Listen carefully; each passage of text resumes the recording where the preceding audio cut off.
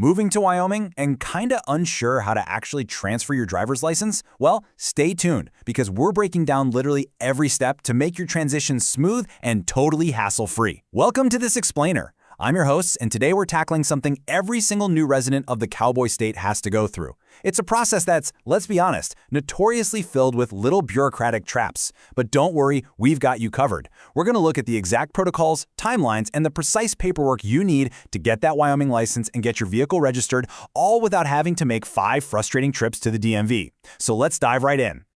Here's a super quick roadmap of what we're covering today. Welcome to Wyoming.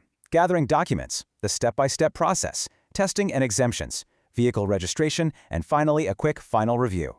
Let's get to it. Starting off with Section 1, Welcome to Wyoming, covering the basic timelines and rules. So, generally speaking, new residents get a 1-year grace period to transfer their license after establishing a Wyoming domicile. By domicile, we mean you've rented an apartment, bought a house, or started a new job. For most of us, having a full 365 days gives you plenty of breathing room to get unpacked and settled. But, and this is a massive but, there is a major exception you need to know about. If your current driver's license is from Georgia, Massachusetts, Michigan, Tennessee, or Wisconsin, you actually do not get that grace period. No way! You are legally required to apply for a Wyoming license immediately upon establishing residency. And hey, the exact same rule applies if you hold a commercial driver's license from literally any state. So the big takeaway here, know exactly where your current license is from because it completely dictates your timeline. All right, moving to Section 2, Gathering your required documents. If there's one place where people get completely frustrated and scent packing, it's right here. WYDOT is incredibly strict about paperwork. Thanks to federal Real ID regulations, you can't just stroll in with a piece of junk mail and a smile, right? You need certified original documents to prove 3 things: your identity, your social security number, and your Wyoming residency. For proof of identity, you'll need one primary document. Usually that's an unexpired U.S. passport, a state-certified birth certificate, or a permanent resident card. Now here's a huge pitfall we see all the time. Those hospital-issued souvenir birth certificates with the cute little baby footprints, yeah, those are legally unacceptable. It has to be issued by a state or county vital records office. Oh, and if your current name is different from what's on your birth certificate, you absolutely must bring the certified legal documents connecting those names, like a marriage certificate or a court order. Next up, you're going to need 2 proofs of your Wyoming residency and 1 proof of your social security number. For residency, think utility bills, a signed lease, or bank statements that show your actual physical address. Absolutely no P.O. boxes are allowed. Seriously, imagine waiting in line for 2 hours just to have the clerk reject you because you brought a delivered Amazon package. Don't be that person. Packages do not count. The documents must be recent too, typically dated within 30 to 45 days of your visit. For your social security number, an original W-2 or your actual physical card works perfectly. But a quick warning on this, if you laminated your social security card to keep it safe, WDOT will flat out reject it. It has to be unlaminated. Okay, Section 3, the step-by-step transfer process. So you've got your certified, unlaminated physical documents all neatly tucked into a folder. What's the actual sequence of events? Well, we've analyzed the state protocols and broken this down into a highly efficient step-by-step strategy, so you aren't zigzagging across town making multiple trips. Step 1. Update your information with the Social Security Administration if your name is changed. Step 2. Gather all those documents we just talked about. Step 3. Get a VIN inspection for your vehicle, which we'll dive into shortly. Step 4. Execute the actual license transfer at a WYDOT exam station. And finally, Step 5, head over to the county treasurer to register your vehicle. Let's zoom in on a couple of the most critical steps here, starting with Step 1. Listen closely to this one. If you have changed your name, you must update it with the Social Security Administration at least 48 hours before you step foot in a WYDOT office. Why? Because Wyoming uses a federal database called the Social Security Online Verification System. When you apply for your license, WYDOT's computer practically talks to the SSA's computer. If your name or date of birth doesn't match perfectly, the system throws a hard stop, and your license application is immediately blocked. Just give the databases that 48-hour window to sync up, and you'll save yourself a massive headache. When you finally make it to Step 4 and arrive at the WYDOT driver exam station, just keep an eye out for their official logo on the building. Here's exactly what to expect. You'll need to physically surrender your out-of-state license to the examiner.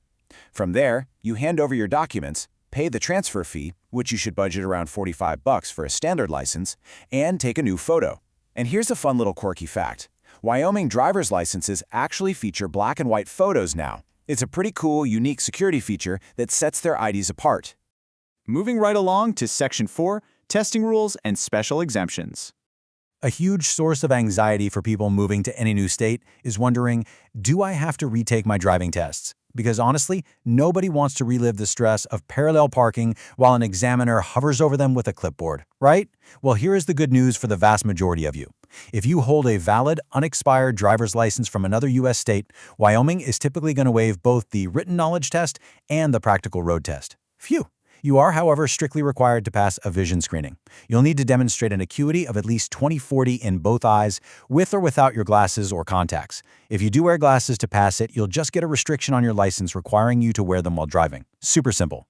But of course, there are always exceptions where WYDOT will mandate full testing. For instance, if your out-of-state license has been expired for 2 years or more, all bets are off. At that point, you're essentially treated as a first-time driver. You'll have to pass the written knowledge test on Wyoming traffic laws, and yes, that behind-the-wheel driving skills test. Naturally, you'll also have to go through the full testing process if you've never been licensed before. Now, what if you're moving to Wyoming from outside the United States? Well, Wyoming actually has specific reciprocity agreements with 3 countries: Germany, South Korea, and Taiwan. If your valid license is from one of those 3 places, WYDOT will waive your driving road test. However, and this is absolutely vital, you still have to take the written knowledge test. For drivers coming from literally any other country not on that list, you've got to complete the whole shebang: vision, written, and a full on-road skills test. Before we shift gears and talk about vehicles, there are a couple of really unique Wyoming regulations you should definitely know about. First, if you're active duty military, you can present your military ID to get an eye restriction placed on your Wyoming license. This actually waives the expiration date for as long as you remain on active duty, which is pretty awesome. Second, if you are a non-U.S. citizen, you must bring your active immigration documents, things like your green card or employment authorization document, every single time you visit a WYDOT office for any service whatsoever, even if it's just for a simple renewal. Don't leave those at home. All right, Section 5, Vehicle Registration and Review. This is where so many new residents get completely tripped up. In Wyoming, your driver's license and your vehicle registration are handled by 2 totally different government agencies. It's a dual agency system. WYDOT handles your ability to drive, so your license, but local county offices handle the vehicle itself. This is exactly why following our sequential step-by-step strategy is so absolutely crucial. And it brings us to a super common question we see from folks trying to perfectly time their relocation errands. Do I actually need to have my new Wyoming driver's license in hand before I'm legally allowed to register my car in the state? The answer is no. You do not need a Wyoming driver's license to register your vehicle. However, you are required to own or rent property within Wyoming to get your plates. As we mentioned, vehicle registration happens at your local county treasurer's office, which is entirely separate from the WYOT exam station. So, technically speaking, you can go ahead and register your car before you ever transfer your license, just as long as you have that solid proof of a Wyoming property or lease. But hey, you've got to pay close attention to your current out-of-state license plates. If your old plates are still valid, or if they've been expired for less than 30 days, you're golden. Just go straight to the county treasurer to register. But if your out-of-state plates have been expired for more than 30 days, you've got extra hoops to jump through. You have to first get a physical VIN inspection done by local law enforcement, then take that paperwork to the county clerk to transfer your out-of-state title to a Wyoming title, and then finally march over to the county treasurer for your plates. So the pro tip here, do not let your old plates expire. And finally, Section 6, Final Review and Next Steps. To wrap all this up, the real secret to a painless transition is preparation. Just know your specific timeline based on your previous date, make sure to gather those certified documents within that 30 to 45-day window, and remember the golden rule. You visit WYDOT for your license and the county treasurer for your plates. Now, of course, as with all government procedures, bureaucratic rules and fees can and absolutely do change. So please remember, this explainer is for informational purposes only. It's designed to give you a really comprehensive head start, but you should always verify specific, up-to-date requirements directly with WYDOT or your local county offices before you head out. And that brings us to the end of our breakdown. So are you ready to hit the road in the cowboy state? Moving is stressful enough without getting tangled in DMV red tape, so we really hope this explainer has empowered you with the exact knowledge you need to breeze through the process. If you found this breakdown helpful, please hit that like button, subscribe for more deep dive explainers, and if you have any follow-up questions at all, drop them right down in the comments below. Thanks so much for hanging out with us, and welcome to Wyoming!